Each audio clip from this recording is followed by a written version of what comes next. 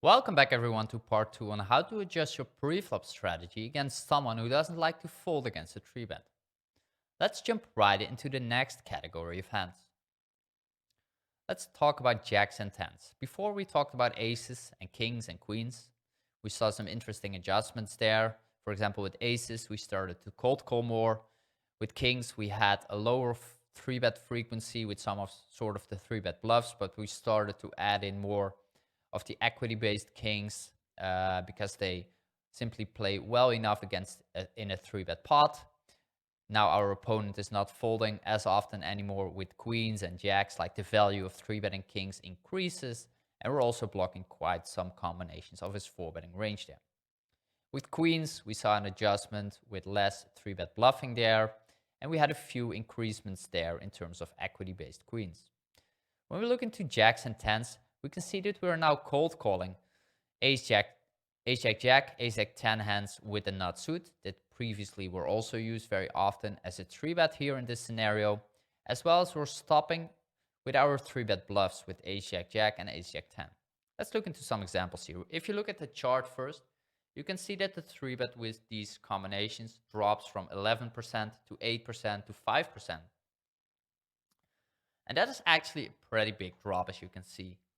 And you will recognize some of the hands here that I'm about to show you that maybe you also have used pretty often here to sort of use as a 3-bet bluff here. We block aces with the ace in our hand. We can fold out kings or queens. The hand doesn't play great multi-way, and therefore some of these hands are used as a 3-bet bluff. Some examples here. We stop 3-bet and we fold now hands like ace 10 10 8 with the 10 high suit, as well as ace jack jack 5 with the jack high suit. Now these hands previously, or these hands in the GTO setting, are a great 3-bet bluff. We can fold out kings and queens. The hand doesn't play great multi-way, and we have an easy fold against a 4-bet. However, if our opponent doesn't like to fold at all, if he's calling now suddenly all his kings and queens, for example, like you can already imagine the value of 3-betting here drops down quite a bit. In addition to that, we are now guaranteed to pay the rake, obviously, because we're seeing a flop very often. And some of the EV is taken away or is cut out because we're now starting to see flops and therefore having to pay rake. So these hands, they are not 3-bet anymore. But we're also not cold calling them because these hands are too weak. They don't do that well against the RFI range. They don't play well in a multi-way setting. If the blinds come in as well, we lack nutted equity here or nutted outs more so. They play very poorly if you face a squeeze. And the equity of the overall hand is just much lower than, for example, with kings or queens. So the weakest hands here with a non-nut suit are not 3-bet here, but also not calls. We are now supposed to fold them. Now, in addition to that, we stop 3-bet and cold call very similar hands here, but with the nut suit. Hands like ace 10 10 7 or ace jack jack 5. Now, some of you might already cold call these hands. Again, these might be hands for those of you who have jumped into this and studied this specific situation very in depth, because these hands look much more as a pulling hand, and they are quite good as a pulling hand.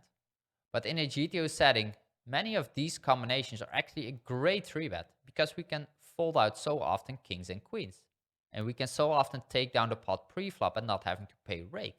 And those two are important elements and important reasons why 3-betting some of these hands is much better than flatting, cold calling, and pulling in the blinds. So these hands, remember them, they are now strong enough to call. We have that nutted equity and those nutted outs with the nut suit. We have some connectivity, we have a high pair. But if we don't have that nutted equity and those nutted outs here with the nut suit, for example with the left examples, you are supposed to fold them. Low pairs, nines till deuces. Here we can see quite a big drop. And I'm going to show you some examples that might be a surprise to you or that you might not use at the moment as a 3-bet. Maybe you do, which would be great. But we are supposed to adjust here quite a bit, actually. We're now cold called a connected single suited low pairs with a nut suit. And we stopped 3-bet bluffing with some of these low pairs. Stop 3-bet and fold hands like ace jack jack 9 and ace king king 5. Again, these are great candidates to use as a 3-bet bluff. We block aces with the ace. We can fold out better pairs and better suits. We can push out the blinds. But if our opponent doesn't like to fold really pre-flop, then the value of hands like this becomes much, much lower, and 3-betting is actually not a great move anymore. Now, cold calling is also not a great move because we lack nutted equity here. And therefore, these hands are actually, instead of being 3-bet now as a 3-bet bluff, we are now folding them. In addition to that, some of the hands that we used to 3-bet before are now candidates to cold call, like ace queen 8-8, as well as ace 7-7-5. Now again, some of you might already cold call these hands, which would be fine. However, in a GTO setting, these hands are good candidates to actually use as sort of a 3-bet bluff. Like we don't play as great as a cold call anyway, because we have quite some gaps in there. There are still people behind us who can squeeze. And if we 3-bet in general here, we can generate fold equity, take down the pot pre-flop, push out the blinds, and push out better pairs basically, which is quite beneficial. But if our opponent doesn't do that, then the EV of a 3-bet drops down significantly, and we don't want to do that anymore, and now cold call these hands. Now let's look into some rundowns here, which is a pretty important and interesting topic here. Rundowns, of course, a great asset to 3-bet with, especially double suited. But you can see the drop of 47% to 37% to 27% in our 3-bet strategy. And let's look into what's happening here actually. The connectivity and equity are more important for 3-betting now, and we should focus more on the strongest and the best ones with the high cards. So we're actually seeing here that we're adjusting our 3-bet strategy slightly, and we cut out basically the weakest part of these double suited rundowns that we are supposed to 3-bet before.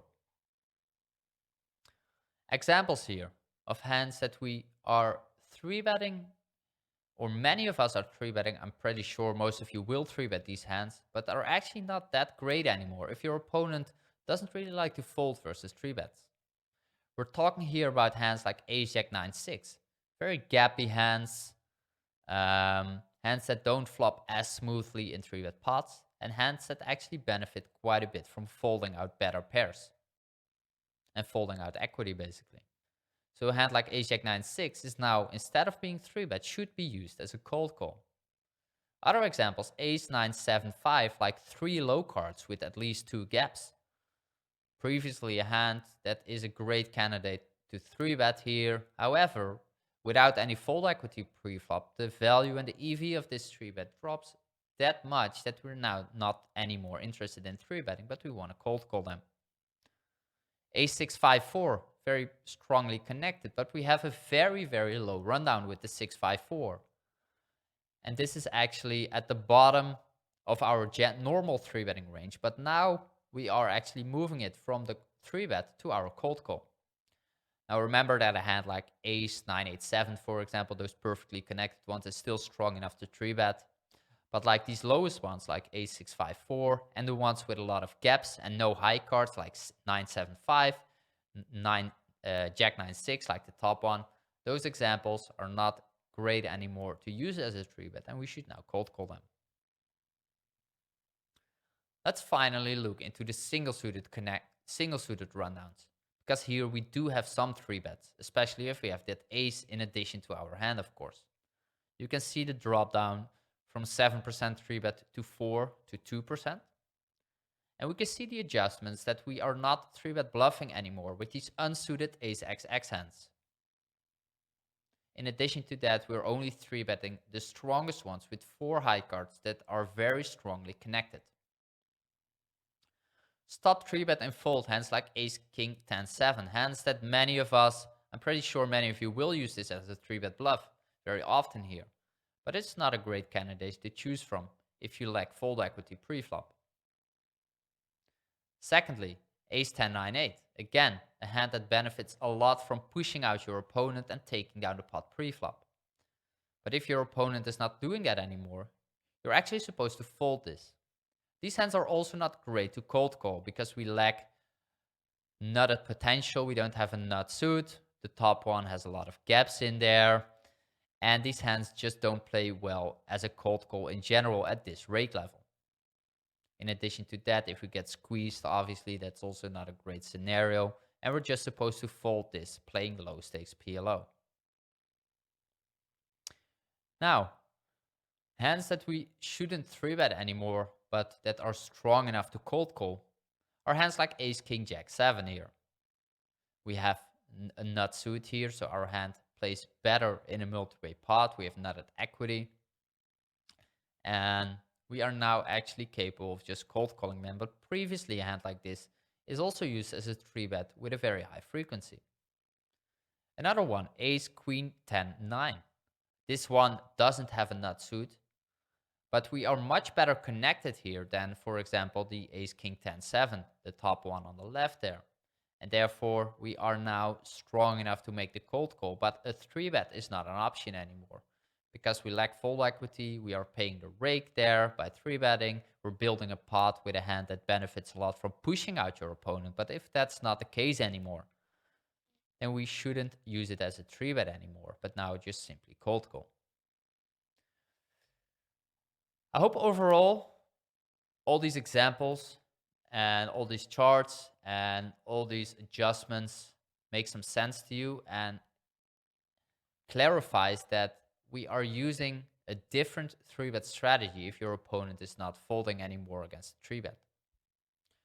Now, most hand examples here that I showed you are actually not used as a 3-bet anymore, or the adjustment is specifically for a no fold versus 3-bet here, and the versus 20% 3-bet strategy is sort of in between very often here. But you can see that the adjustment is quite heavily, and especially those candidates that we used as sort of a 3-bet bluff, they are now not great anymore because they benefit so much from folding out your opponent. I hope you had some interesting takeaways here and that you saw and that you learned that our 3-bet strategy should change, should become much lower than we should, even against a wide open raising range here, like 27% RFI. And that you can see that we cannot simply always copy the GTO setting or the GTO range and use that in game. Sometimes we have to make adjustment and think a little bit further, think a little bit outside the box, like what is happening in game, how people are playing and responding versus a 3-bet, and is there a way we should adjust? And here we can see that we're actually adjusting here at this low stake PLO level. Anyway, I hope you enjoyed the video. If you have any questions, again, make sure to use the comment section below. I will see you next week with another episode for the crushing small stakes PLO course here for the PLO Mastermind. My name is Luuk. I will see you back here pretty soon.